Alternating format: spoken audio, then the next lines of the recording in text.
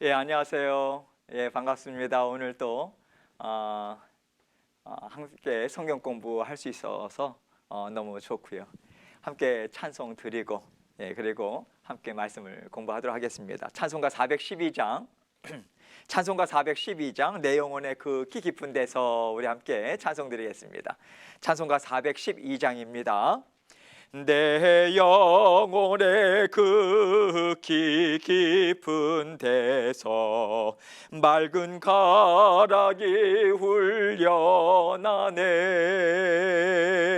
하늘 곡조가 언제나 흘러나와 내 영혼을 고이 싸네.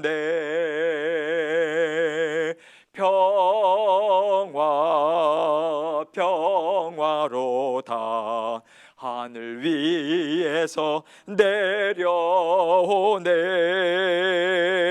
그 사랑의 물결이 영원토록 내 영혼을 덮으소서.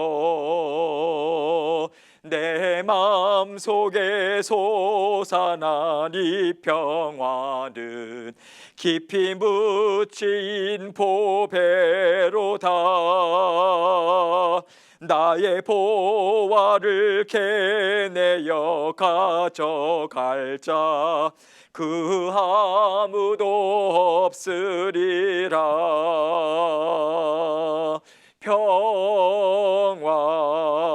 평화로다 하늘 위에서 내려오네.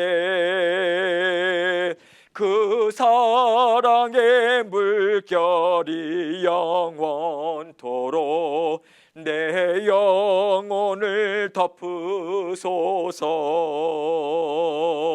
내 영혼의 평화가 넘쳐남은 주의 큰 복을 받음이라.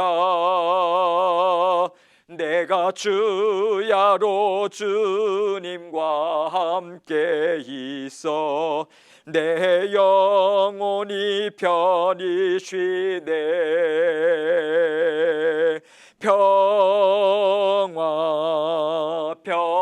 평화로다 하늘 위에서 내려오네. 그 사랑의 물결이 영원토록 내 영혼을 덮으소서. 이 땅 위에 험한 길 가는 동안 참된 평화가 어디 있나.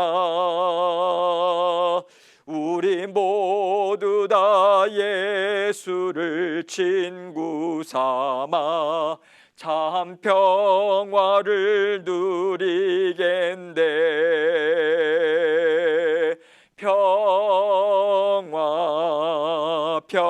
평화로다 하늘 위에서 내려오네. 그 사랑의 물결이 영원토록 내 영혼을 덮으소서. 아멘. 기도하겠습니다. 하나님 아버지 감사합니다. 오늘 저희가 이제 일과 거듭남을 함께 성경 공부하고자 합니다. 우리 주님께서 저희에게 거듭나게 할 수 있는 또 구원을 베풀어 주시고 믿음도 주시고 은혜 베풀어 주셔서 감사합니다. 그 의미를 저희가 깊게 또 생각하고 말씀 하나하나를 생각할 때 우리 심령 가운데 주님께서 거듭나게 하신 그 은혜로 우리가 하나님의 자녀된 권세를 받아 누리고 또 하나님의 자녀로 하나님의 가족으로 함께 주님과 살아갈 수 있도록 인도해 주심을 진정으로 감사하는 저희들 될 수 있도록 도와주옵소서. 이 시간 아버지 하나님 앞에 다 내어 맡깁니다. 아버지 하나님께서 우리 마음과 생각 주장해 주셔서 주님께서 주신 말씀 주님의 은혜를 함께 나눌 수 있는 귀하고 복된 시간 될 수 있도록 은혜 베풀어 주옵소서. 예수님 이름으로 기도합니다. 아멘. 지난주에는요 우리가 예비 모임을 가졌고요. 예비 모임의 성경 구절을 우리가 함께 살펴봤어요. 그래서 지상 명령, 그리고 예수님께서 이 땅에 오신 것은 양으로 생명을 얻게 하고 더 풍성히 얻게 하려 함이라. 그래서 지난주에 나눠드린 그 핸드아웃에 오늘까지 나눠드린 하드카피본 있잖아요. 그것을 오늘까지 함께 공부를 합니다. 여러분들께서 갖고 계신 그 지난번에 나눠주신 자료에서 일과 거듭남이라고 하는 그 부분을 보시면 되겠습니다. 이제 우리가 일과를 함께 성경 공부할 텐데요. 여러분들이 갖고 계신 책의 내용은 여러분들 미리 예습을 하셨으리라 생각하고요. 오늘 강의를 쭉 진행하면서 앞으로는요, 그 강의를 진행하면서 그 책에 있는 핵심적인 내용을 제가 언급은 합니다. 그래서 여러분들께서 예습을 하셨으면 그게 기억이 나실 거예요. 그래서 이 책의 내용을 하나하나 다 살펴보는 것이 아니라 여기에 나와 있는 성경 구절들의 의미가 무엇인가, 그 부분을 좀 더 깊게 생각하고 다루면서, 그리고 책에 나와 있는 내용들 가운데 우리가 꼭 핵심적으로 짚어야 될 내용들, 그것을 제가 강의 가운데 말씀을 드리면서 진행하도록 하겠습니다.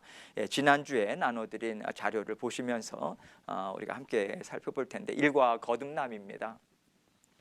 거듭남이라고 하는 것부터 시작을 할 수밖에 없는 거죠. 하나님의 자녀됨은 하나님께서 은혜를 주셔서 예수 그리스도를 믿고 거듭나는 것으로, 새로운 출생으로부터 시작이 되거든요. 그래서 모든 것의 출발점은 하나님께서 우리를 은혜로 거듭나게 하셨다. 그게 첫 출발입니다. 그래서 우리가 이 거듭남이라고 하는 것을 여러분들께서 잘 아시는 내용이잖아요. 아시는 내용이지만 이 내용을 통해서 우리가 분명하게 이 과를 통해서 배워야 할 것이 무엇인가. 믿는 자들은 하나님의 자녀가 되는 것, 그것은 예수 그리스도를 삶 가운데 영접함으로부터 시작이 된다. 그렇다면 영접했을 때 어떤 일이 일어나는가라고 하는 것을 이 거듭남이라고 하는 말씀 공부를 통해서 우리가 함께 살펴보려고 해요. 예수님을 믿고 거듭났다, 또 하나님의 자녀가 되었다라고 할 때에 예수님을 믿는다는 것이 무엇인가? 좀 이따가도 살펴보겠지만 예수 그리스도를 우리 삶의 구원자로, 주인으로 영접해야 된다. 영접의 의미가 무엇일까? 그것도 함께 살펴보겠습니다. 거듭남을 통해서 하나님의 자녀가 되었다. 그것은 하나님의 가족이 되었다. 그것이죠. 그런데 중요한 것은요, 하나님의 자녀로 거듭나는 것은 전적인 하나님의 은혜입니다. 사람이 할 수 있는 일이 아니에요. 우리가 그것을 분명하게 기억해야 합니다. 그러면 그 이후의 믿음의 생활은요, 우리가 스스로 알아서 하면 됩니까? 그것도 아니라는 거죠.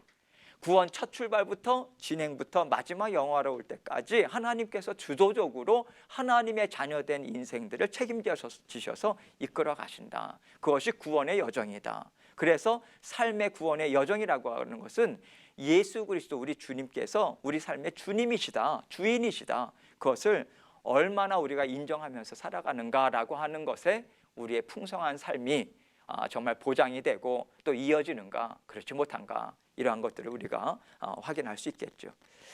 우리가 거듭났을 때 하나님의 가족의 일원이 된다라고 하는 것도 거듭남이라고 하는 단계에서는 우리가 깊게 생각을 해보지는 않겠습니다. 나중에 그 부분을 교회론을 다룰 때 좀 다루고요. 하나님의 가족의 일원이 된다라고 하는 것은 믿음의 공동체 가운데 주의 몸낸 교회 가운데 속할 거냐 속하지 말을 거냐라고 하는 것을 고민을 할 수 있는 여지를 없애버려요. 당연히 하나님의 자녀가 되었다라고 하는 것은 하나님의 가족이고요. 하나님의 가족은 하나님의 나라입니다. 하나님의 나라는 주의 몸된 교회를 또 우리가 생각을 할 수 있는 거죠. 그래서 당연히 주의 몸된 교회와 한 형제, 한 자매 된 자들이 함께 믿음의 여정을 함께 걸어가는 것이 하나님께서 거듭나게 하신 중요한 목적 중에 하나다. 이것을 놓쳐서는 안 됩니다. 우리가 하나님의 가족으로, 자녀로 거듭났잖아요. 하나님께서 우리의 인생을 책임지신다, 영생까지도 책임지신다. 이 내용들이 이 거듭남이라고 하는 내용을 통해서 우리가 배워야 할 내용들이에요. 첫 번째로 요한복음 1장 12절, 우리가 이것은 암송 구절이죠. 여러분들이 갖고 계신 책에 학생용 교재의 맨 뒤에 성경 구절들이 쭉 나와 있음을 지난번에 제가 말씀을 드리고 보여드렸어요. 영접하는 자 곧 그 이름을 믿는 자들에게는 하나님의 자녀가 되는 권세를 주셨으니, 요한복음 1장 12절 우리 함께 같이 외워보도록 하겠습니다. 시작. 영접하는 자 곧 그의 이름을 믿는 자는 하나님의 자녀가 되는 권세를 주셨으니. 어디 몇 장 몇 절이요? 요한복음 1장 12절. 자, 이것은 암송하셔야 됩니다. 한 분 한 분 시켜보지는 않겠어요. 이것을 암송을 말씀을 성경 구절을 암송한다라고 하는 것은 여러 가지로 유익이 있습니다. 예, 그래서 암송을 할 때 그래. 맨 뒤에 예. 거기에 이제 앞에 예, 거기에 있죠. 예, 영접하는 자. 예, 그것을 뒷장에 있는 것을 맨 뒷부분에 있는 네. 예, 그것을 찢어서 주머니에 넣고 다니셔도 좋고요. 예, 그렇게 수시로. 예. 그럼요. 예. 성경 구절을 외우는 것은 우리에게 유익이 참 많이 있습니다. 계속해서 말씀을 외울 때에 성령께서 생각나게 해주시고요. 우리가 꼭 그 말씀이 필요할 때마다 성령께서 그 말씀을 깨닫게 해주세요. 평소에는 잘 못 깨닫다가도 그때는 깨달아지면서 이 말씀이구나. 그러면서 지금 이 말씀을 가지고 살라고 하시는구나. 그것을 깨달아 알 수 있죠. 자, 그러면 영접하는 자, 이 말씀이 되게 중요한 말씀인데 한 표현 한 표현이 과연 어떠한 의미인가? 여러분, 우리가 이런 개념 정립이 참 중요합니다. 영접하는 자 그러면 여쭤보면 영접하는 거요? 당연히 영접하는 거 알죠. 뭡니까 하면 대답하기가 상당히 궁색해요.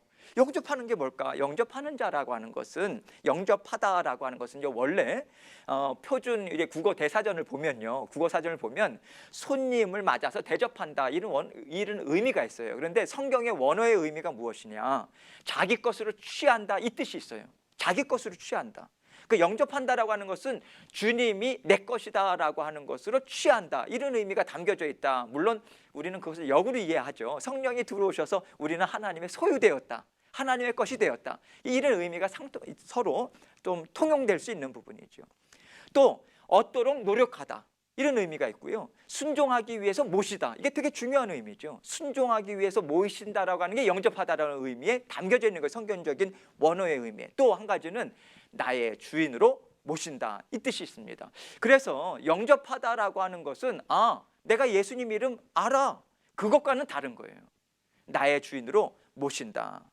그래서 이것은요, 이 단어가 또 그 중요한 의미가 뭐냐면 한 개인이 집단적인 의미에 있어서의 영접이 아닙니다. 묻어가는 게 아니에요. 나 개인이 예수 그리스도를 영접하는 거예요. 자, 영접하는 자가 곧 그 이름을 믿는 자다 이렇게 표현하고 있습니다. 자, 그 이름을 믿는 자라고 하는 것이 무슨 의미인가? 여기에서 원어적인 의미는요, 그 이름을 지닌 사람을 믿는다 이 뜻이에요. 그 이름을 지닌 사람을 믿는다. 자, 그의 이름이라고 하는 것은 누구를 가리킵니까? 예수 그리스도. 자, 예수님이라고 하는 이름을 가지고 계신 성자 하나님을 믿는다 이 의미죠. 영접한다, 나의 주인으로 영접한다, 그 뜻이 담겨져 있다. 그들에게만 어떠한 권세가 주어진다고요? 1차적으로 하나님의 자녀로서의 권세가 주어진다. 물론 권세라고 하는 의미는 또 다른 의미예요. 그런데 1차적으로 하나님의 자녀가 될 수 있는 유일한 길은 무엇이다? 예수 그리스도를 나의 주인으로 섬기기를 우리가 믿고 또 영접을 한다, 모신다. 그러할 때에 곧 그 이름을 믿는 자, 예수 그리스도를 믿는 자들에게 하나님의 자녀가 되는 권세를 주었다. 여러분, 여기서 되는이라고 하는 단어가 있잖아요. 이 되는이라고 하는 단어는 과거에는 존재하지 않았던 것이 새로 생겨났다라고 하는 의미가 담겨져 있어요. 그러니까 하나님의 자녀가 되었다라고 하는 것은 곧 그 이름을 믿고 영접하는 순간 거듭남으로 시작되는 것이지 어떤 점진적인 과정으로 되는 것이 아니다. 과거에는 없었어요. 그 이름을 믿을 때 하나님의 자녀로 거듭나는 거예요. 없었던 것이 새로 생겼다. 그래서 영생의 시간이라고 하는 부분이 이때부터 시작이 된다. 이 의미가 담겨져 있는 거예요. 권세라고 하는 것은 무엇이겠어요? 권세의 성경에서 권세라고 하는 단어가 나올 때는 하나님의 절대적인 권능을 이야기합니다.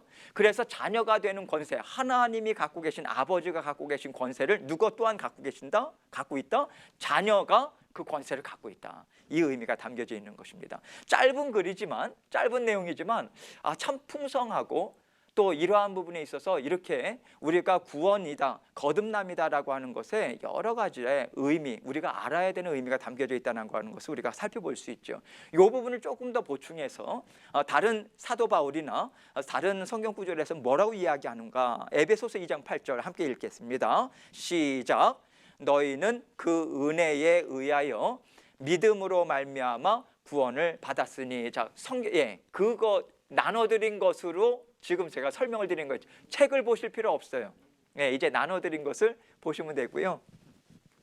그래서 너희는 그 은혜에 의하여 믿음으로 말미암아 구원을 받았으니, 이것은 너희에게서 난 것이 아니요 하나님의 선물이라. 하나님의 선물 동그라미 치시죠. 하나님께서 선물이라고 하는 것은요, 주는 사람이 없으면 받을 수가 없는 거예요. 그렇죠? 내가 억지로 뺏는 것은 그의 선물이겠습니까? 아니죠. 그래서 너희는 무엇으로 인해서요? 그 은혜죠. 그 은혜라고 하는 데는 어떤 의미가 담겨져 있어요? 십자가 대속의 죽으심, 죽기까지 사랑하신 그 은혜와 사랑이 우리에게 주어졌으므로 하나님께서 은혜를 주셔서 베풀어 주셔서 믿음으로 말미암아 구원을 받았다는 거예요. 그러면 믿음이라고 하는 것은 내가 원래 갖고 있었던 거에 하나님이 주신 거예요. 은혜로 인해서 받게 된 것이 믿음이에요. 그래서 처음부터 믿는 믿음이라고 하는 것은요, 여러분 이게 상당히 중요합니다. 우리는 죄로 인해서 죽었어요. 반응할 수가 없어요. 죽은 자는 반응할 수가 없습니다. 죽었는데 하나님께서 일방적인 하나님의 주권적인 뜻에 의해서 내가 내 자녀다라고 해서 건져내 주신 거예요. 이해가 되시죠? 그래서 어떤 분들은 하나님의 그런 어떤 구원의 은혜라고 하는 것이 망망대해에 다 이렇게 그 물에 잠겨져 있는데 누군가 손을 조금이라도 내민 사람들이 그들을 구원해냈다라고 하는 것을 주장하는 분들이 계시는데 저는 그것을 믿지 않고요. 또 우리가 우리 침례교도 마찬가지고 전적인 죽음입니다. 완전한 죽음이에요. 하나님의 주권적인 은혜예요. 그래서 내 공로는 0.001%도 들어가 있지 않아요. 그 은혜에 의하여 믿음을 주셔서 우리는 구원을 받았다. 이 의미입니다. 이것은 너희에게서 난 것이 아니요 하나님의 선물이라. 그래서 하나님의 선물이라고 말씀을 드리는 거예요. 로마서 3장 24절은 뭐라고 기록되어 있습니까? 함께 읽겠습니다. 시작. 그리스도 예수 안에 있는 속량으로 말미암아 하나님의 은혜로 값없이 의롭다 하심을 얻은 자 되었느니라. 자, 속량 동그라미요. 속량 그러면 떠오르는 단어가 있죠. 예전에 많이 배웠죠. 속량이라고 하는 것이 무슨 뜻입니까? 노예를 값을 주고 자유인으로 이제는 만들었다.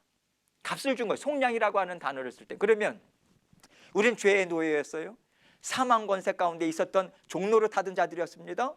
그런데 우리가 자유인이 된 것은 어떠한 대가가 치러진 건가요? 값을 치러진 건가요? 예수 그리스도의 십자가의 보혈. 보혈이라고 하는 피는 무엇을 상징합니까? 생명이에요. 여러분 생명보다 더 고귀한 값어치. 여러분 어떤 분이 예전에 제가 홈디포에서 이렇게 뭘 구입을 하는데 아이를 조그만 카트에 이제 싣고 왔어요. 싣고 왔는데 그거를 이제 싣고 왔으니까 그거를 이제 계산대에 이끌으니까 거기에 홈디포 직원 이제 연세 드신 할아버지가 이건 얼마냐 그러니까 그 엄마가 프라이스리스라고 얘기해. 값을 매길 수가 없다. 그 얘기를 하는 거예요. 맞죠? 예수 그리스도의 생명을 주셨다라고 하는 것은요. 이것은 하나님께서 우리에게 완전히 다 주셨다. 하나님의 그 존재 이상을 주셨다. 이 의미를 담고 있는 것입니다. 로마서 10장 17절 함께 읽겠습니다. 시작. 그러므로 믿음은 들음에서 나며 들음은 그리스도의 말씀으로 말미암았느니라. 이게 상당히 중요한 거죠. 하나님께서 구원을 베풀어 주셨는데 그 구원의 통로로 누구를 삼으셨다? 하나님의 자녀들을 삼으셨다. 하나님의 자녀들은 어떻게 이렇게 말씀을 하나님께서 우리를 구원해 주신다. 예수 그리스도를 통해서 구원해 주셨어. 이러한 것들을 무엇을 통해서 우리에게 전할 수 있는 힘과 능력을 주십니까? 그 구원의 감격이죠. 성령의 역사죠. 그것도 은혜죠. 그래서 믿음은 어디에서 난다? 들음에서 난다라고 하는 것은 누군가 말소리로 들릴 수 있도록 전해 주었기 때문에 우리가 거듭날 수 있는 계기를 마련할 수 있었다. 이 얘기입니다. 그러므로 우리가 거듭난다라고 하는 것은 내가 복음의 빚진 자다. 그렇다면 그 복음의 빚진 자로서 그것을 하나님께 정말 갚고 싶다라고 하는 마음이 자연스러운 거다라고 하는 것까지 우리는 생각할 수 있는 거예요. 이해가 되시죠? 예, 그러면 우리가 주 예수님을 영접했을 때 우리가 하나님의 가족의 일원이 되고 하나님의 또 가족으로 태어난 거다라고 하는 개념을 이 책에서도 여러분 이 책은 그냥 쭉 예습을 해보면 그냥 그러나 보다 하지만 상당히 그 중요한 포인트들을 짚고 나가요. 처음에 영접한다는 의미가 무엇인가? 거듭남이라고 하는 부분으로 일어난 결과는 무엇인가? 하나님의 가족이 일원이 된 것이다. 하나님의 가족의 일원 자녀로 되는 것은 무엇을 통해서인가? 중생을 통해서다. 거듭남을 통해서다. 본어게인을 통해서다. 그래서 여러분 미국 사람들하고 처음에 와가지고 신학교에서 얘기를 하다가 좀 그 한국 분들하고는 조금 다른 면을 제가 발견한 게 있어요. 뭐냐면 미국 분들이 이야기할 때 I'm a born again Christian이라고 표현을 되게 많이 쓰더라고요.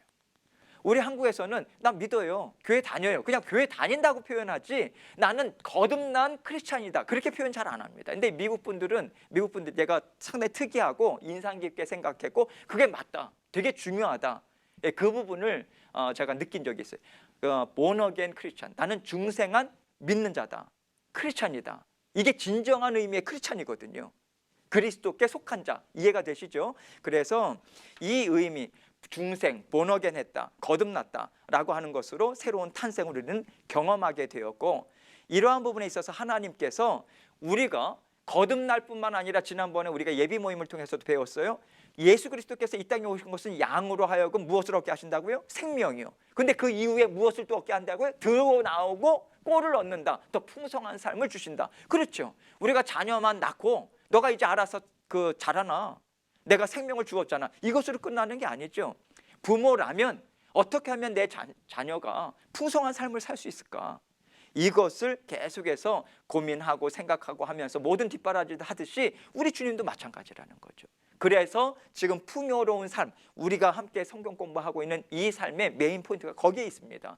정말 풍요로운 삶이 자녀된 권세가 우리에게 있다, 있는데 우리가 왜 못 누릴까? 그것을 우리가 인식함으로 분명하게 우리가 이걸 생각해야 되는 거죠. 자, 그래서 새로운 삶은 무엇과 함께 시작된다? 거듭남과 함께 시작이 된다. 그래서 요한복음 1장 13절에 그 거듭남이라고 하는 경험한 사람들에 대해서 뭐라고 이야기하는가? 자, 13절, 요한복음 1장 13절, 그 책에도 나옵니다. 학생용 교재에도 나와요. 함께 읽겠습니다. 시작. 이는 혈통으로나 육정으로나 사람의 뜻으로 나지 아니하고 오직 하나님께로부터 난 자들이니라. 자, 중요한 내용이죠. 자, 여기서요, 우리가 거듭남이라고 하는 부분에 있어서 먼저 지금 요한은 무엇을 이야기하냐면 하나님의 자녀로서의 중생하는데 근원적인 것이 무엇이냐, 이것을 설명하기 전에 근원이 아닌 것은 무엇이냐, 이것을 먼저 짚어나가고 있는 거예요. 중생에 이를 수 없는, 거듭남에 이룰 수 없는 세 가지 상당히 중요한 요소가 있다. 사람들이, 이 중요한 요소라고 하는 것은 사람들이 주장하는 거다. 그만큼 세상이 주장하는 거다. 그런데 그것은 사실이 아니야, 거짓이야. 첫 번째가 무엇이에요? 혈통으로나, 자, 이게 왜 중요할까요? 혈통이라고 하는 것으로 거듭나지 않는다고 왜 이렇게 중요할까요? 바리새인들이나 유대인들이 이거로 꺾어준 거잖아. 나는 태어나면서도 아브라함의 자손이야. 예수님 오셨잖아요. 믿음으로 하면 구원받는 것이지 내 믿음의 조상이 갖고 있는 것은 내가 그것을 이어받는 게 아닙니다. 이게 왜 그렇게 중요한가? 우리 아빠, 우리 엄마 교회 다녀, 봉사해, 직분이야. 나는 자동으로 구원이, 이런 생각하지 말라는 거예요. 이해가 되시죠? 내가 믿음의 자녀에게, 가족에 태어났다, 그것은 정말 엄청난 복이지요. 그런데 그 믿음이 자동적으로 나에게 마치 세습되듯이 되어지느냐? 아니에요. 그래서 아까도 이야기할 때 영접하는 자라고 하는 그 단어가 각각 한 사람 한 사람 개인적인 영접을 강조하는 것이다라고 하는 것에 중점을 둔 이유가 거기에 있습니다. 구원은요, 하나님과의 1:1의 관계예요. 이게 되게 중요한 개념입니다. 그래서 우리가 자녀를, 내가 믿음이 좋은데, 자, 내 자녀를 생각할 때, 다른 이들을 생각할 때 이것도 중요한 거예요. 내 부모의 믿음이 나에게 오지 않는 거와 마찬가지로 나는 믿음으로 구원받았는데 그건 큰 은혜입니다. 하나님께서 나에게 은혜를 주신 거죠. 그렇다면 우리 자녀들에게도 동일한 은혜가 주어지도록 무엇을 해야 되겠습니까? 기도해야죠. 영적인 전쟁이 상황이거든요. 이것이 사탄이 우는 사자와 같이 삼킬 자를 찾는다라고 하는 것이 장난이 아닙니다. 이해가 되시죠? 그래서 그런 의미에 있어서 혈통, 이것은 믿음의 자녀로 믿음의 가정에서 태어났다고 해가지고 자동적으로 되는 것이 아니다, 이걸 이야기하고요. 그러면 육정이라고 하는 것은 무엇을 의미할까요? 육정으로 나지 않았다고 이야기합니다. 자, 육정이라고 하는 것은요, 1차적인 의미는 육체적인 정욕을 얘기합니다. 그런데 이 지금 문맥상으로 육체적인 정욕인데, 육체적인 정욕이라고 하면 여러 가지를 생각할 수 있을 텐데 결국은 자기 의예요. 자기의 어떤 소욕입니다. 자기의 원함. 그런데 이 부분은 한마디로 이야기하면 사회적인 지위, 얼마나 부를 누리고 있는가, 얼마나 학식이 있는가, 이것입니다. 그것으로도 안 된다는 거예요. 내가 학식이 많고 내가 가진 것이 많기 때문에 언제든지 나는 구원을 받을 수 있다, 그 얘기가 아닌 거예요. 세 번째는 무엇인가? 사람의 뜻. 사람의 뜻이라고 하는 것은요, 요 부분은 요 앞에 부분하고는 조금 달라요. 사람의 뜻이라고 하는, 그래도 구도자들, 정말 어떻게 해서든 이 땅 위에서 절대자를 만나고자 하는 그런 고행, 수행을 하는 자들. 여러분, 우리가 우리는 믿는 자들이 믿는 자들만 기도한다고 생각하죠. 여러분, 타 종교 그 사람들 기도 생활 무지막지하게 합니다. 거기는 자기의 자기 수행을 통해서 구원에 더 가까이 갈 수 있다라고 생각을 하는 부분 때문에요. 거기에 이르기 위해서는 1년 동안 잠도 안 자요. 이해가 되시죠? 그래서 사람의 뜻으로도 안 된다. 이것을 이야기하는 거예요. 그러니까 무엇을 지금 여기서 이야기하는 거냐면, 이는 혈통으로나 육정으로나 사람의 뜻으로 나지 아니하고 사람으로서는 불가능하다는 거예요. 그럼 무엇으로 가능하냐? 오직, 동그라미 치세요. 그게 중요한 거예요. 오직, 다른 길 없다. 하나님께로부터 난 자들이어야만 된다. 자, 하나님께로부터 난 자다. 그러면 이것은 무엇이냐면 하나님이 나셨다는 거예요. 당연하죠. 생명을 주신 게 하나님이시기 때문에. 그 얘기 뭐냐면 하나님께서 은혜로 주셔서 우리가 하나님의 자녀로 거듭나게 되었다, 이 얘기입니다. 그래서 이는 혈통으로나 육정으로나 사람의 뜻으로 나지 아니하고 오직 하나님께로부터 난 자들이다. 하나님의 가족으로 태어났으면, 자, 하나님께서 이 땅 위에 사는 동안까지만 책임지실까요? 아니면 영생까지 책임지실까요? 이게 중요한 개념이죠. 하나님께로부터 난 자들이기 때문에 영생까지 책임지신다는 거예요. 하나님께서. 왜? 영원을 사시는 분이시잖아요. 사람은 이러한 약속 못합니다. 하나님만이 하실 수 있는 거죠. 그래서 하나님께서 우리 자신을, 각자를 하나님의 가족으로 받아들이셨다, 자녀로 삼아주셨다. 이 얘기는 무엇이 전제가 되어 있는가? 어느 순간에도 포기하지 않는다. 그 하나님의 사랑이 담겨 있는 거예요. 또 그리고 하나님께서는 그 약속을 반드시 지키신다. 이게 우리가 믿음의 영역이 더욱더 깊어진다. 다른 건 믿는 거 아닙니다. 이렇게 좀 어느 정도 믿고 그러면 하나님께서 물질적인 복 주시겠지. 물론 이 땅 위에서 아브라함도 그렇고 성경의 말씀을 보면요, 우리가 그런 부분을 금욕적인 것으로 우리가 치부해서는 안 돼요. 이 땅 위에서 하나님께서 삶을 살아가는데 복 주십니다. 그것을 강구할 그러한 강구도 하나님께서 그것을 구하라고 말씀하실 때도 있지요. 하나님께서는 우리가 자녀들을 구할 때, 그 키울 때 내가 어떤 정신적인 사랑, 또 그런 어떤 정만 준다라고 해가지고 다 만족스럽습니까? 그렇지 않잖아요. 먹을 거 주잖아요. 입히잖아요. 예쁜 거 있으면 사 입히잖아요. 똑같은 거죠. 그 물질적인 거거든요. 거기에 무엇이 담겨 있는 거예요? 사랑이 담겨 있는 거예요. 그래서 하나님께서는 우리의 육신적인 필요도 채우신다, 안 채우신다? 채우신다. 그래서 우리 육신적인 것은 너무 그 부분에 있어서 하나님의 복이라고 생각하는 것은 그거는 말도 안 돼. 그렇게 생각하면 안 된다는 거예요. 그러나 거기에 올인해서는 안 된다는 거죠. 자, 그래서 신실하시다, 하나님께서 신실하시다, 말씀하신 것을 반드시 지키신다, 그런 개념에서 요한복음 10장 28절을 우리가 이해해야 된다. 자, 요한복음 10장 28절 같이 읽습니다. 시작. 내가 그들에게 영생을 주노니 영원히 멸망하지 아니할 것이요 또 그들을 내 손에서 빼앗을 자가 없느니라. 아멘. 자, 보세요. 내가 그들에게 영생을 주노니, 자, 주노니 동그라미 치세요. 이게 왜 그렇게 중요한가? 현재 동사예요. 현재 동사라고 하는 것은 지금 계속해서 영생을 주시고 나서부터 끊이지 않고 계속해서 공급해 주신다, 이 얘기입니다. 그래서 영생을 준다. 자, 영생을 준다라고 하는 것은 믿음과 동시에 우리는 영원한 생명을 얻었어요. 그래서 우리는 죽지만 모든 인생은 여기에서 죽습니다. 그 1차적인 죽음이에요. 성경적인 의미에 있어서 성경의 요한계시록도 보면요, 모든 인생들에게 있어서는 모든 1차적인 죽음은 동시 모든 자들에게 공통적으로 나타나요. 믿는 자들은 믿지 않는 자들은. 그게 첫째 사망이에요. 그런데 둘째 사망에 이르지 아니한다, 요한계시록에 나옵니다. 둘째 사망이라고 하는 것은 무엇인가? 우리는 영원한 죽음에 이르지 않아요. 믿지 않는 자들은 영원한 죽음에 이르는 거예요. 이해가 되시죠? 죽음의 자리. 그러나 믿는 자들은 육신적으로는 죽음에 이를 수 있지만, 물론 우리가 육신적으로 죽기 전에 예수님께서 오시게 되면 예수님 우리 만나면 되는 거죠. 그러나 그때는 아무도 모르잖아요. 그래서 그런 의미에 있어서 내가 그들에게 영생을 주노니, 자, 영생을 준다, 준 이후부터 계속해서 주고 있다. 그것이 어느 때까지 이어지는가? 영원히 멸망하지 아니할 것이요, 이거죠. 또 그들을 내 손에서 빼앗을 자가 없느니라. 그러므로 평안하라, 이 얘기입니다. 영원히 멸망하지 아니할 것이요 또 그들을 내 손에서 빼앗을 자가 없느니라. 자, 내 손에서 빼앗을 자가 없느니라, 왜 말씀하셨을까요? 왜 이 표현을 하셨을까요? 빼앗으려고 애를 쓰는 자가 있을 것이다라고 하는 것이 전제가 되잖아요. 그러니까 이 표현을 한 거 아니겠습니까? 누가 그것을 빼앗으려고 그렇게 발악을 하겠어요? 사탄이죠. 때로는 그게 먹혀 들어가야 안 먹혀 들어가요. 외적으로 보면 우리가 먹혀 들어가는 것 같아요. 왜? 넘어지고 쓰러지고 우리가 야, 이제 여기서 구원의 여정은 끝인가 보다, 그렇게 생각할 수 있잖아요. 그러나 하나님께서는 영원까지 포기하지 않으신다고 약속해 주셨잖아요. 그래서 하나님께서 뭐 하시겠어요? 이렇게 세우시는 일을 하시는 거죠. 그게 은혜 아니겠습니까? 그래서 우리는 감사하는 거죠. 그래서 감사할 수 있는 거죠.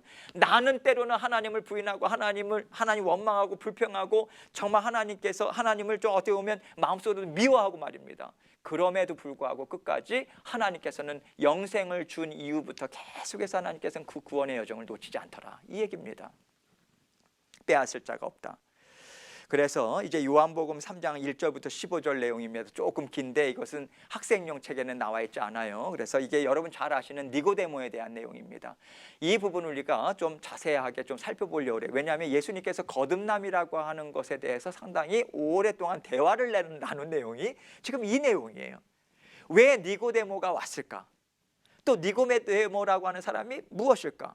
그 당시에 엄청난 학자였는데 왜 그렇게 궁금했을까? 무엇을 보고 궁금했을까? 예수님 뭐라고 대답하셨을까? 그 대답을 어떻게 받아들일까? 이런 것들에 대해서 우리도 얼마든지 질문을 던질 수 있는 거거든요. 그래서 이 말씀 내용을 하나하나 살펴봅니다. 1절부터 3절까지 먼저 보게 될 텐데, 자, 한 절 한 절 먼저 보겠습니다. 요한복음 3장 1절 봅니다. 그런데 바리새인 중에, 자, 동그라미 치세요. 니고데모를 설명을 하면서 바리새인 중이다 이렇게 이야기합니다. 바리새인이다라고 하면 1차적으로 우리가 좀 마음이 그렇게 썩 좋지는 않죠. 근데 바리새인 중에 니고데모라고 하는 사람이 있으니 유대인의 지도자라. 자, 동그라미 치세요. 유대인의 지도자. 사도 요한이 전해주는 니고데모, 이 말씀뿐만 아니라 다른 구절을 보면요, 니고데모 하면 먼저 떠오르는 게 뭐냐면 예수님께서 죽으셨을 때 시신에게 바르려고 모략, 침향 되게 값진 거예요. 그걸 100근이나 사온 사람이에요. 100근이나 사왔다라고 하는 엄청난 양을 사왔는데 그것은 무엇을 이야기하냐면 부자였다, 이것을 이야기합니다. 부유한 사람이었어요. 그런데 이 사람은 바리새파 사람이었다. 바리새파 사람이라고 하는 것은요, 율법을 지키는 데 있어서는 타의 추종을 불허한다, 이 의미가 담겨져 있는 것입니다. 어떻게 보면 정말 그 하나하나 율법의 내용을 끝까지 지키려고 애를 썼던, 여러분 우리는요 바리새인 그러면 예수님께서 책망도 하셨고 이렇게 했기 때문에 마치 아무것도 아닌 것처럼 이렇게 치부하고 그러지만 바리새파 사람들이라고 하는 그 사람들은요, 예수님 당시에 유대인들에게 상당한 존경을 받았던 사람들입니다. 왜냐하면 철저하게 그러한 하나님을 섬기는 데 있어서 자신의 온 삶을 내어 던지다시피 하는 사람들이 바리새파 사람들이거든요. 율법을 연구하고 그 말씀 그대로 문자적으로 지키려고 했던 사람들, 오늘날로 치게 되면 열심히, 정말 엄청난 열심을 가졌던 사람들이죠. 그런데 핵심적인 부분, 자기 의에 둘러싸여 있다라고 하는 것이 결정적으로 상당히 이제 보면 예수님께서 그래서 화 있을진저 서기관들이나 또 종교 지도자들이나 이들을 두고 이야기를 한 거죠. 바리새파 사람이었어요. 이 사람은 또 유대인의 지도자였습니다. 유대인의 지도자라고 하는 것은요, 유대인들은요 그 당시에 어떻게 보면 한국적인 부분에 있어서 한국의 그 경우를 우리가 생각하면 하나의 국회의원, 왜냐하면 사내들인 공회원이라고 하는 71명으로 구성된 유대인들의 대표적인 그런 어떤 지도자들이에요. 그래서 모든 유대인들의 중요한 사항들, 특별히 종교적인 부분에 있어서 의사결정을 한다든지 상당히 중요한 결정을 할 때 사내들인 공회 회원들이 모여가지고 그런 것들을 투표도 하고 하면서 모든 결정을 하죠. 예수님께서도 마지막 사형에 처하게 된다, 십자가의 죽으심에 대한 최종적으로 그러한 것들을 가야바라고 하는 제사장이나 다 모이게 했던 사람들이 사내들인 공회원들이에요. 그래서 그 사람이 거기에서 투표하고 해가지고 예수님 십자가에 못 박힌다, 그 결정을 하고 나서 집행을 한 것입니다. 이 또 그 니고데모는 율법 교사들 중에 한 사람이 이제 랍비라고 하는 칭호, 랍비라고 하는 것은 선생이라고 하는 단어인데 그 의미인데요, 이 랍비라고 하는 칭호는 아무나 얻을 수 있는 것이 아닙니다. 정말 율법에 있어서 정통해야 되고요, 오랜 시간 동안, 그래서 만으로 40세가 되기 전까지는 랍비로 칭하지 않습니다. 그런 의미에 있어서 랍비라고 하는, 그래서 이 사람은 어떻게 보면 유대인들 가운데서는 상당한 지위를 누리고 있었던 사람이고요, 또 나름대로 자부심을 갖고 하나님을 섬긴다 하는 데 있어서는 정말 열심을 가졌던 사람이죠. 자, 이 사람이 2절 말씀 봅니다. 그가 밤에 예수께 와서 이르되 랍비여, 우리가 당신은 하나님께로부터 오신 선생인 줄 아나이다. 하나님이 함께 하시지 아니하시면 당신이 행하시는 이 표적을 아무도 할 수 없음이니이다. 이렇게 이야기합니다. 자, 밤에 예수님께 이 사람이 밤에 왔어요. 밤에 왜 왔을까? 그 당시에 예수님은 표적이에요, 표적. 그러니까 쉽게 얘기하면 바리새파 사람들이나 종교 지도자들이 어떻게 해서든지 예수를 어떻게 하면 죽일 수 있을까? 이 혈안이 됐던 고민 골칫덩어리 중에 한 사람이죠. 그러한 사람을 니고데모라고 하는 유대인의 지도자들이 찾아간다라고 하는 부분에 있어서는 다른 사람들의 이목이 상당히 거슬리게 걱정이 되는 거예요. 그래서 아마 밤에 찾아오지 않았을까? 예, 이러한 또 이제 생각을 하고 있는 학자들도 있고요. 또 낮 시간은 아무래도 분주하잖아요. 그리고 바쁘잖아요. 예, 그러니까 많은 대화를 나눌 수 없으니까 예수님을 어찌됐든 밤에 좀 오랜 시간 동안 대화를 좀 나누고 싶은 그러한 마음에서 이제 밤에 왔다. 어찌됐든 여러 가지 복합적인 이유가 있었겠죠. 그래서 예수님께 와가지고 뭐라고 이야기하는가? 랍비여, 이렇게 먼저 이야기합니다. 랍비여. 이것도 참 독특한 거예요. 왜냐하면 그 사람은 랍비로서 예수님은 랍비가 아직 아니거든요. 또 랍비 교육을 받지 않았어요.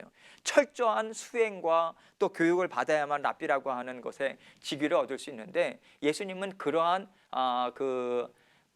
칭호를 얻을 수 있을 만큼의 그런 어떤 교육이나 이런 것들을 받지 않는데, 니고데모가 예수님을 랍비여. 왜냐하면 니고데모는 예수님의 가르침을 들었던 거예요. 들었는데 이것은 사람이 생각할 수 있는 학식이 아닌 거예요. 이해가 되시죠? 정말 새로운 가르침인데 이단적인 가르침이 아니라 정말 니고데모는 학자였잖아요. 정말 어떻게 보면 깊은 오묘한 그런 가르침을 주더라. 이건 선생이 아니고서는 할 수 없는 일이다. 그래서 랍비라고 칭호를 하는데, 뭐라고 이야기하는가? 우리가 당신은 하나님께로부터 오신 선생인 줄 아나이다. 하나님이 함께 하시지 아니하시면 당신이 행하시는 이 표적을 아무도 할 수 없음이니이다. 자, 보세요.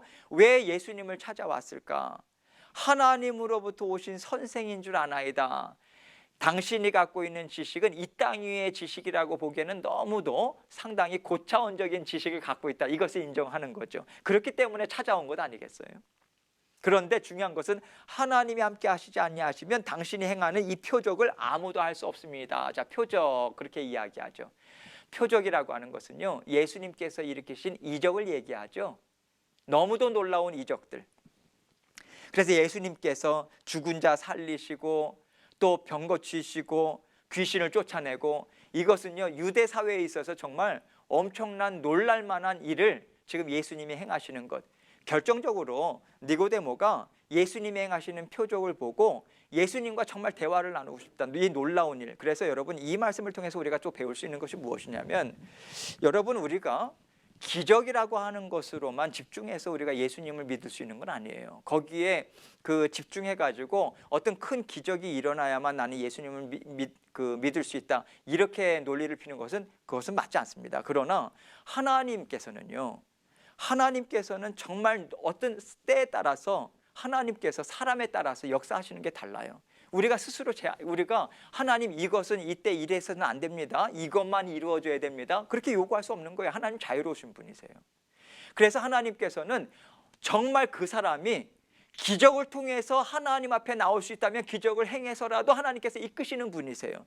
기적이 굳이 필요 없다면 하나님께서 그렇게 마치 어떤 이슬에 이렇게 옷이 이슬에 젖듯이 그렇게 계속해서 말씀을 들음을 통해서도 거듭나는, 그 사람은 그렇게 크게 어떤 체험, 이것이 하나님께서 보실 때는 그렇게 하지 않아도 예수님을 믿을 수 있는 사람인 거죠. 이해가 되시죠? 사도 바울을 볼 때 극적인 변화를 했습니다. 엄청나게 정말 그 큰 어떤 거듭남의 그 순간을 맞이했죠. 그러나 디모데라든지 아니면 성경의 여러 사람들은 그 말씀을 들으면서 자연스럽게 믿어지더라. 그게 어떻게 보면 은혜잖아요. 그래서 우리들이 생각할 때 제가 왜 이 말씀을 드리냐면, 어떤 분들은 나는 사도 바울과 같은 큰 기적이나 그런 것들을 체험하지 못했기 때문에 나는 정말 충분하지 않은 것이나 부족한가? 자꾸만 거기에 매이는 경우들이 참 많아요. 그렇지 않다는 거예요. 하나님의 100% 은혜가 부어졌다. 그것을 우리가 믿고 그것을 받아 누리면서 계속해서 나아가면 되는 것이지, 다른 사람은 큰 이적을 하나님께서 필요하기 때문에 어떻게 보면 사도 바울은 그렇게 하나님께서 한 방에 치지 않으면 꺾어지지 않을 만큼 완악한 사람이었다, 이렇게도 생각할 수 있는 거예요. 그렇다면 나에게는 하나님께서 부드러운 여정을 통해서 이끌어 주셨다라고 하는 것은 내 마음은 그만큼 하나님 보실 때는 부드러웠다, 이렇게 보실 수도 있는 거예요. 어찌됐든 지금 니고데모는 기적을 통해서 이렇게 예수님을 만나러 왔어요. 그래서 우리가 그러한 하나님의 그런 어떤 구원으로 이끄시는 하나님의 손길에 있어서는 제한을 두어서는 안 되고, 어떤 경우에 있어서는 하나님의 구원 역사에 대해서 우리가 섣불리 판단해서는 안 된다. 정말 조심해야 된다. 예, 이 부분은 우리가 좀 생각을 해야 될 필요가 있는 것 같아요. 3절 봅니다. 예수께서 대답하여 이르시되 진실로 진실로 내게 이르노니. 자, 진실로 진실로 동그라미 치시고요. 예수님께서 진실로 진실로라고 하는 표현을 쓰실 때는 공통적인 상황이 무엇이냐면 정말 알려주고 싶은 거예요. 정말 중요한 내용이다.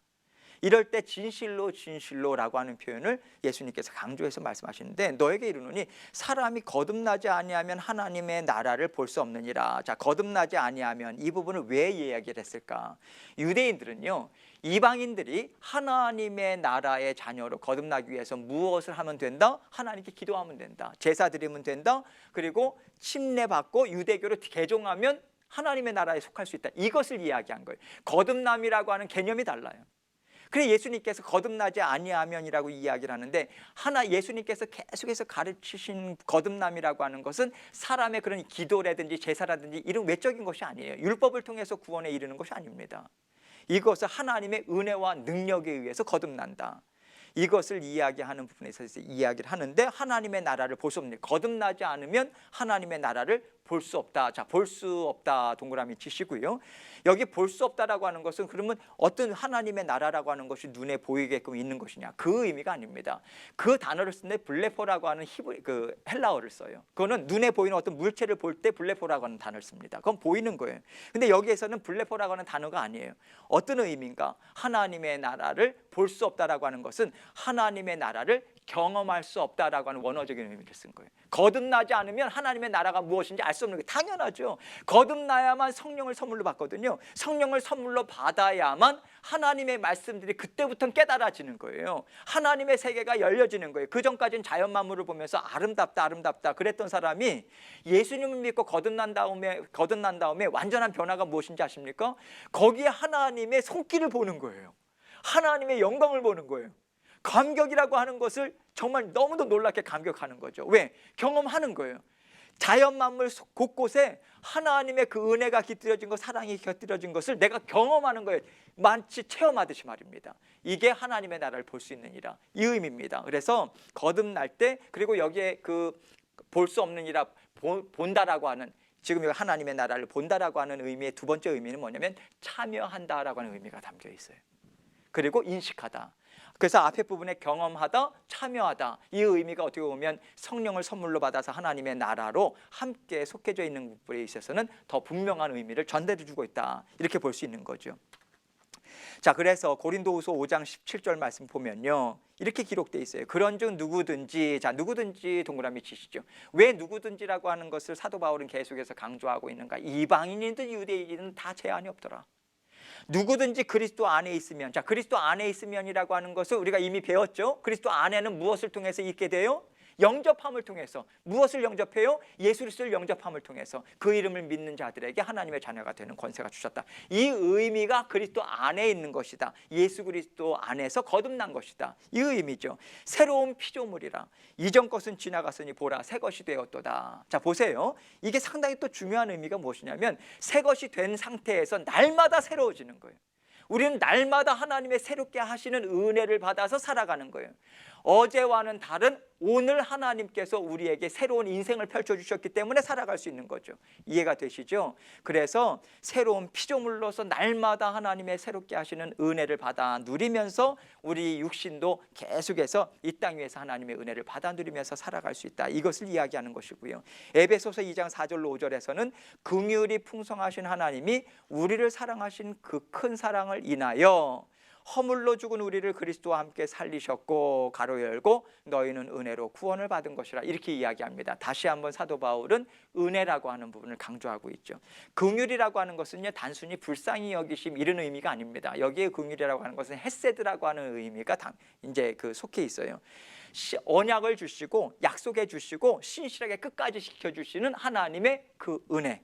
그래서 긍휼에 풍성하신 하나님이 우리를 사랑하신 그 큰 사랑을 인하여서 허물로 죽은 이것이 죄와 사망 권세 가운데 있었던 우리, 사탄의 종로를 타던 우리가 완전히 죽어 있었던 우리, 그 죄와 허물로 죽은 우리를 그리스도와 함께 살리셨다. 그래서 가로 열고 너희는 은혜로 구원을 받은 것이라. 가끔 보면요 성경에 자꾸 가로가 열려 있고 이렇게 하는 게 있는데 헬라어 문법상은 가로 열나라가는 것은요 부연 설명을 할 때 요 의미가 무엇인가 이런 의미다. 그래서 허물로 죽은 우리를 그리스도와 함께 살리셨다. 그것이 무엇인가? 너희는 은혜로 구원을 받은 것이다. 부연 설명할 때 가로를 쳤다. 이렇게 이해를 하시면 되겠어요. 자, 4절로 10절 말씀 봅니다. 니고데모가 이르되 사람이 늙으면 어떻게 날 수 있사옵나이까? 두 번째 모태에 들어갔다가 날 수 있사옵나이까? 이 의미예요. 아무리 학자라도 엄청난 학자라도 거듭난다. 다시 태어난다. 그럼 어떻게 두 번째 모태에 들어가서 내가 다시 태어날 수 있겠는가? 이게 사람이 갖고 있는 한계입니다. 그래서 여러분 이 땅에서의 구원이라고 하는 것은요 우리가 지식이 많다. 그러면 지식이 많다라면 세상에 있는 모든 교수들은 벌써 구원을 받아야 되겠죠. 그런데 구원받지 못한 교수들도 많고 아무리 아무것도 모르는 어린 아이들일지라도 구원을 받은 자들이 있잖아요. 그렇죠? 그래서 하나님의 은혜고요. 그리고 그러한 부분에 있어서 사람의 뜻, 사람의 어떤 육정 이런 것으로 인해서 구원은 우리에게 주어지지 않는다. 이것을 통해서도 알 수 있죠. 그러니까 예수님께서 그 두 번째 모태에 들어갈 수 없지 않냐 이 이야기를 니고데모가 하니까 뭐라고 대답합니까? 예수께서 대답하시되 진실로 진실로 내게 이르노니 사람이 물과 성령으로 나지 아니하면 하나님의 나라에 들어갈 수 없느니라. 자, 물과 성령 동그라미 치시죠. 이 구절을 읽을 때마다 우리가 여기에서 정리를 딱 하면 좋을 것 같아요. 성령으로 거듭난다. 우리가 금방 이해가 되죠. 예수님을 믿고 성령을 선물로 받아야만 거듭나죠. 그러면 물이라고 하는 것은 무슨 의미일까? 자, 물에 대한 여러 가지 견해들이 있는데요. 물이라고 하는 것을 생각할 때 예전에 제가 그 설교를 하고 하면서 성막 구조 가운데요. 제사장들이 번제단에서 제물을 드리죠. 하나님 앞에 속죄 제물을 드려요. 그 피를 가지고 지성소를 나아갑니다. 지성소로 나아가는데 이 번제단에서 그 성소를 지나 지성소에 들어가는 그 중간 단계 성소로 들어가기 전에 무엇이 하나 있었나요? 성소기구 중에 물두멍. 물두멍에서 제사장들이 무엇을 했어요? 수족을 닦았어요. 수족을 닦는다라고 하는 것은 다 닦는다는 얘기예요. 의미가.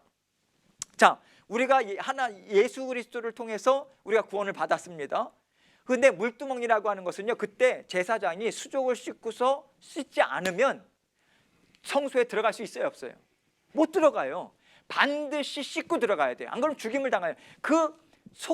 이 속죄제, 번제단에서 흘려진 그 피를 들고 대속죄일에 지성소에 이게 들어가는 거 제사장이. 그런데 거기에서 그 물두멍에서 씻지 않으면 죽임을 당합니다. 그래서 이것은 무엇이냐? 물과 성령이라고 하는 것은 무엇을 의미하냐면 성령 통해서 우리가 거듭나죠. 자, 그런데 우리가 거듭난 다음에 곧장 천국으로 가는 게 아니잖아요. 이 땅에 살아가잖아요. 그럼 우리가 육신을 입고 있습니다. 자, 육신을 입고 있다라고 하는 것은 두 가지 의미가 있다고 그랬어요. 우리에게 무엇이 있어요? 첫 번째, 죄성이 있죠. 두 번째, 뭐가 있어요? 육신의 연약함이 있죠. 이해가 되시죠? 사탄 마귀가 자꾸만 잡으려고 하는 게 무엇입니까? 그 두 가지잖아요. 죄성, 육신의 연약함. 그럼 우리가 타협한다라고 하는 것은 무엇입니까? 나도 사람이잖아. 이거 가지고는 안 된다는 거예요. 이거 가지고는 풍성한 삶이라고 하는 것은 하나님께서 우리를 거듭나게 하셨는데, 그래서 계속해서 성령으로 거듭나게 하셨다. 그러나 우리에게 있어서는 죄성이 있고 육신의 연약함이 있다. 그래서 지속적으로 씻는 것이 필요하다. 그런데 거듭남이라고 하는 부분에 있어서 이것은 어떻게 보면 그 침례 요한도 회개의 침례를 베풀었잖아요. 그걸 입술로 고백하고 죄인임을 고백하는 것이 상당히 중요하다고 하는 거죠. 그래서 성령을 선물로 받은 자들이 먼저 깨닫는 것이 무엇입니까? 죄를 깨닫는 거예요. 나는 죄인이다. 그 죄값을 내가 스스로 치를 수 없는데 누가 치러주셨다? 예수님이 치러주셨다. 어디에서? 십자가에서. 누구를 위해서? 바로 나를 위해서. 이게 믿어지는 거예요.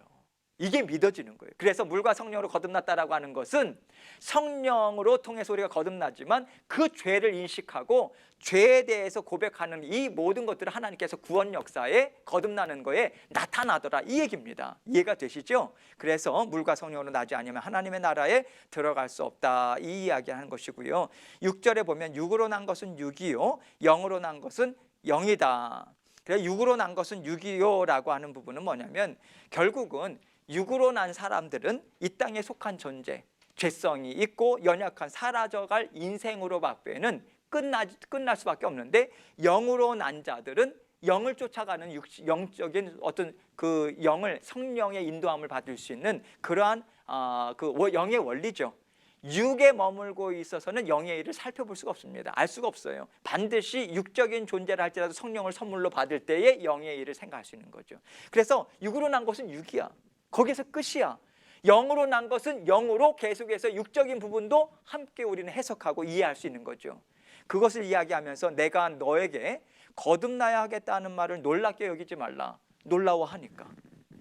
놀라워하고 그러면서 거듭나야 하는 말을 놀라지 말라. 8절 말씀 보세요.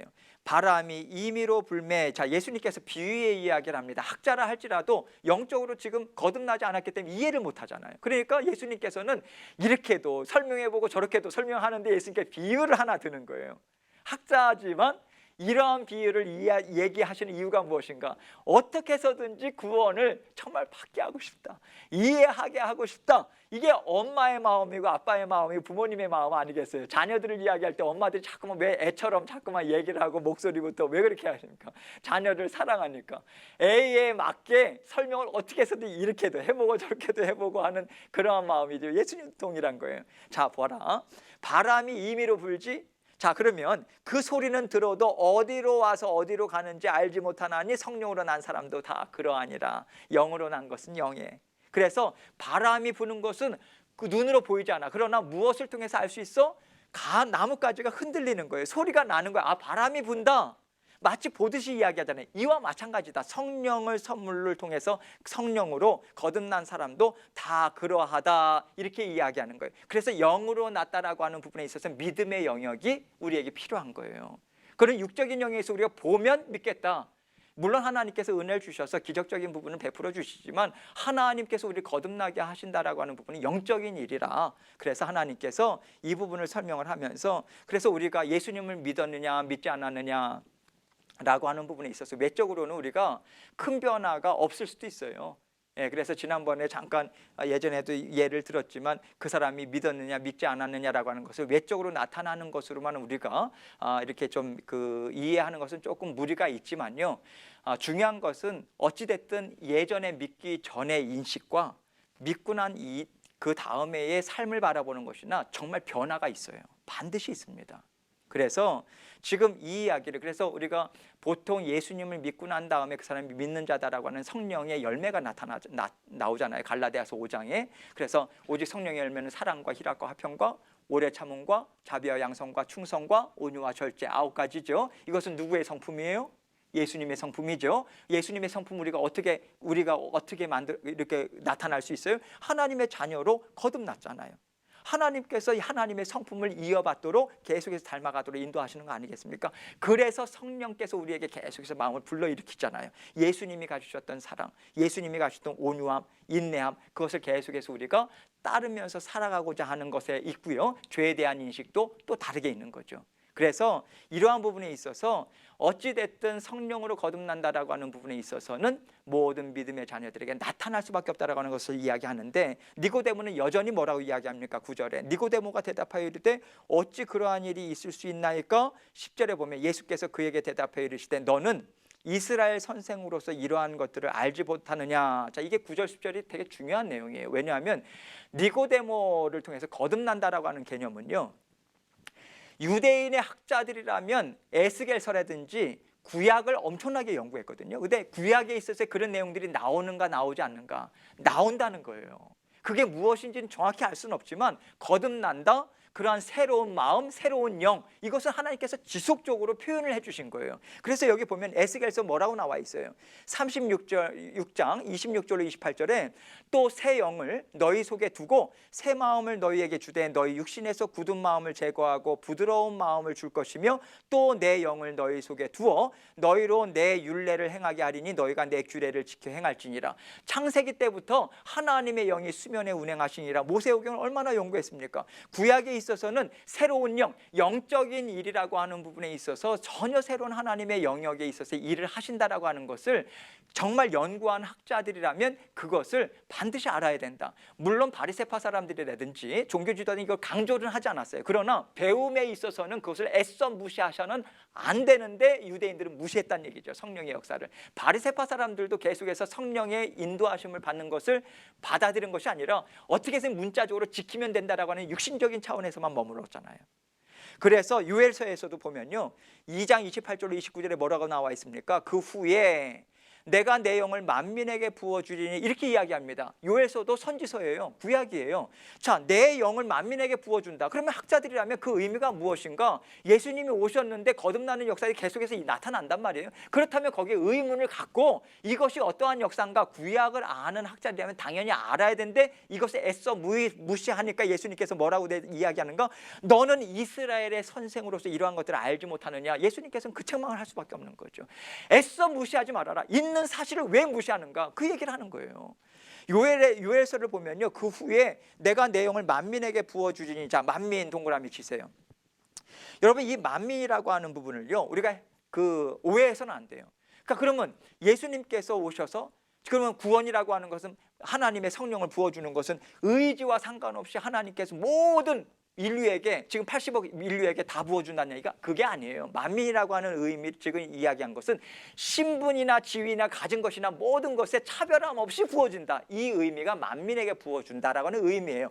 왜냐하면 믿는 자들에게 있어서만 하나님께서 영을 주시거든요. 이것이 기초예요.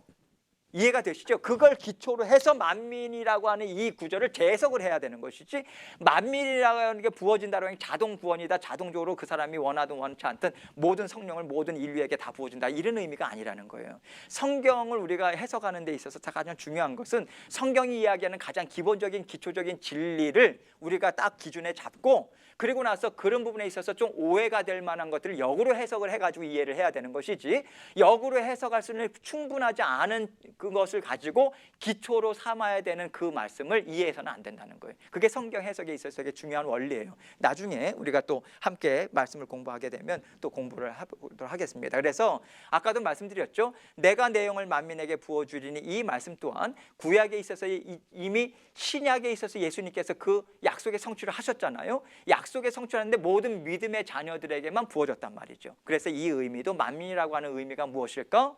온 인류라고 하는 의미가 아니라 거기에는 하나님께서 누구든지라고 하는 부분에 있어서는 지위와 그 당시의 고대 사회에서 갖고 있었던 모든 제약적인 조건들이 통용되지 않는다. 만민에게 부어주리니, 자, 부어준다라고 하는 것이 어디에서 완전하게 성취가 되었냐면 사실은 신약에 있어서의 오순절 다락방 사건입니다. 그것을 통해서 가장 먼저 분명하게 보여주었고요. 왜냐하면 성령의 역사는요, 구약 시대에 있어서는 성령의 역사가 좀 제한적으로 나타났지만 신약 시대 이제 오순절 성령을 통해서는 정말 모든 믿음의 자녀들에게 성령의 역사가 힘있게 나타나는 거예요. 그래서 만민에게 부어주리니 너희 자녀들이 장래일을 말할 것이며 너희 늙은이는 꿈을 꾸며 너희 젊은이는 이상을 볼 것이며. 자, 이 얘기는 뭐냐면 그 연세 드신 분들은 꿈을 꾼다, 젊은이 이상을 본다, 이런 것들이 각각의 어떤 구체적인 내용이라고 이야기하기보다는 성령과의 교통이 연령대나 모든 것에 상관없이 교통함이 완전하게 이루어진다, 풍성하게 이루어진다. 그 풍성함의 현상들이 정말 다양하게 나타나더라. 구원의 복음을, 왜? 영을 부어줘가지고, 하나님께서 영을 부어주셔가지고 하나님의 자녀들을 통해서 무엇을 이루고자 하는 거예요? 하나님의 나라요. 하나님의 나라를 이루어 나가는 데서 사람마다 하나님께서 쓰시고자 하는 것이 다양하다는 거죠. 이것을 하나님께서 들어 쓰신다. 그래서 그때에 내가 또 내 영을 남종과 여종에게 부어줄 것이며, 남종과 여종이라고 하는 부분에 있어서도 성령을 선물로 받은 사람들의 번이 남종과 여종, 하나님의 종, 그래서 하나님의 백성으로 제한이 되는 거예요. 이해가 되시죠? 자, 11절로 15절 봅니다. 지금 시간이 조금 지나서 제가 좀 빠르게 할게요. 진실로 진실로 내게 이르노니 우리는 아는 것을 말하고 본 것을 증언하노라. 여기에서 우리는이라고 하는 것은 예수님과 예수님의 제자들, 성령의 역사 이런 것들에 있어서의 아는 것을 이야기하는, 그러나 너희가 우리의 증언을 받지 아니하는도다. 참 안타까운 심정이 담겨 있는 거예요. 예수님께서 오셔서 기적을 베푸시고 여러 가지 말씀을 가르치셔도 받지 않는 거죠. 이게 완악함 아니겠습니까? 그래서 누가복음에 보면 예수님께서 화가 나시니까 화 있을진저 너희 율법 교사여, 너희가 지식의 열쇠를 가져가서 너희도 들어가지 않고 또 들어가고자 하는 자도 막았느니라 하시니라. 얼마나 무서운 말입니까? 지식의 열쇠라고 하는 것이 무엇이에요? 하나님의 복음이죠. 그 복음의 비밀을 우리는 알고 있잖아요. 그것을 갖고 있는데 전하지 않는다면 그것 또한 예수님의 책망을 받을 수 있는 것이죠. 갖고 있는데 우리가 풍성한 삶이라고 하는 부분에 있어 예수님과 더불어서 순종하는 삶을 살아가고자 애쓰지 않는 것도 지식의 열쇠를 갖고 있음에도 불구하고 본인도 들어가길 원하지 않는다라고 하는 부분으로도 확대해서 우리는 해석할 수 있는 거죠. 12절 봅니다. 내가 땅의 일을 말하여도 너희가 믿지 아니하거든 하물며 하늘의 일을 말하면 어떻게 믿겠느냐. 땅의 일이라고 하는 것은 무엇을 이야기하겠어요? 앞에서 바람 부는 현상에 대해서 이야기하고 성령의 역사가 나타나는 부분에 대해서 설명을 해도 안 믿는다면 영의 일을 얘기한들 믿겠느냐, 이 얘기를 하는 거예요.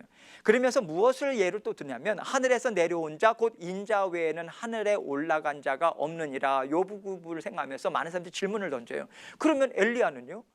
승천했는데요? 여러분, 이 얘기가 하늘에서 내려온 자, 원래 하늘에 있었던 성자 하나님이 내려와서 하늘로 올라가냐, 예수님밖에 없는 거예요.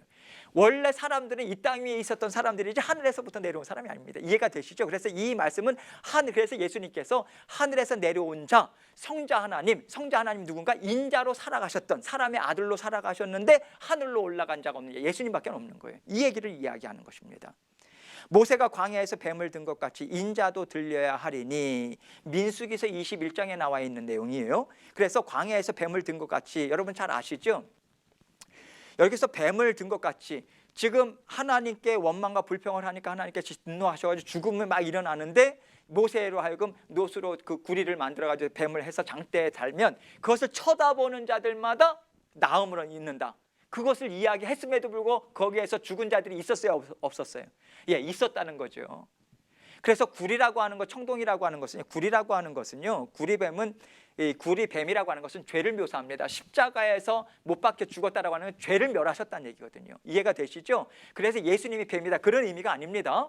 예수님께서 우리의 죄를 대신해 십자가에 못 박혀 죽으심으로 보혈의 피로 하나님 예수님께서 완전히 우리 죄를 멸하셨다, 사망 것을 멸하셨다. 그래서 구리뱀이를 달아 그것을 예수님의 대속의 죽으심을 상징적으로 표현하는 것을 이것 구약적인 표현으로 이렇게 상징적으로 예표적인 것으로 보여준 거죠. 그리고 구리라고 하는 건 노시라고 하는 것이잖아요. 그것은 죄에 대한 진노를 상징합니다. 어떤 그러한 것들을 이야기할 때, 그래서 지금 십자가의 달리심을 이야기하는 거, 들려야 한다라고 하는 부분도 먼저 이야기를 한 거죠. 먼저 그 들려야 한다라고 하는 것은 십자가에 달려서 이게 이렇게 들리는 거 있잖아요. 그것을 지금 이야기하는 거죠. 십자가에 달리시는 것, 그리고 승천하시는 것, 이것까지 포함된 그러한 말씀입니다. 요한복음 12장 31절로 33절에 이제 이 세상에 대한 심판이 이르렀으니 이 세상의 임금이 쫓겨나리라. 자, 이 세상의 임금 동그라미 치시고 누굴 가리킵니까? 사탄을 가리키죠. 그러면 세상의 왕은 하나님이 아니라 사탄이란 얘기인가? 그렇지 않다는 거죠. 하나님께서 제한된 이 세상에 있는 사람들은 사탄이 어떻게 보면 마치 세상의 재물이라든지 세상적인 것이 주인인 것처럼 인식을 하잖아요. 그런 의미지 온 세상의 임금이나 유일한 왕은 하나님밖에 없습니다. 그런 의미에 있어서 이 세상에 대한 심판이 이르렀다. 예수 그리스도의 십자가 대속의 죽으심으로 이것은 완전히 파괴되었다. 내가 땅에서 들리면 모든 사람을 내게로 이끌겠노라 하시니, 자, 모든 사람 동그라미 치시고, 여기서도 모든 사람이라고 하는 것은 무엇에 제한된다? 믿는 자들에게 제한된다. 이렇게 말씀하시는 자기가 어떠한 죽음으로 죽을 것을 보이심이러라. 15절, 이는 그를 믿는 자마다 영생을 얻게 하려 함이라. 그래서 앞부분에 내가 들려야 하는 일이 모든 사람을 내게로 이끌겠노라, 혹시라도 니고데모가 오해할까 봐 15절에 이는 그를 믿는 자마다 영생을 얻게 하려 하심이라, 요한이 이렇게 해서 해석을 하면서 설명을 해줬다라는 거죠. 이러한 내용을 통해서 볼 때요, 우리가 이제 여러분들께서 일과의 복습 내용은 다음 주에 복습을 해오시면서 답은 그때 같이 맞추는 걸로 하고요. 하나님께서 우리를 거듭나게 하셨다. 하나님의 은혜다.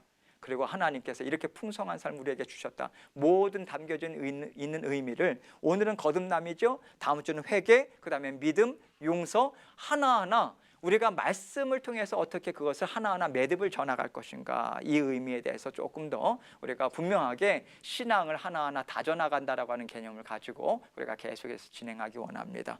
제가 잠깐 기도하고 마치도록 하겠습니다. 하나님 아버지 감사합니다. 오늘 거듭남에 대해서 우리가 함께 배웠고요. 이 시간 이후에 또 하나님께서 주신 은혜를 또 같이 나누고자 합니다. 하나님께서 함께 해주시고 이 거듭남이라고 하는 은혜가 하나님의 100% 은혜요. 아버지 거듭남을 통해서 내가 갖고 있는 권세가 얼마나 하나님께서 주시는 은혜 풍성한가 받아 누리며 살아가는 죄들 될 수 있도록 은혜 베풀어 주옵소서. 예수 그리스도의 귀하신 이름으로 기도합니다. 아멘.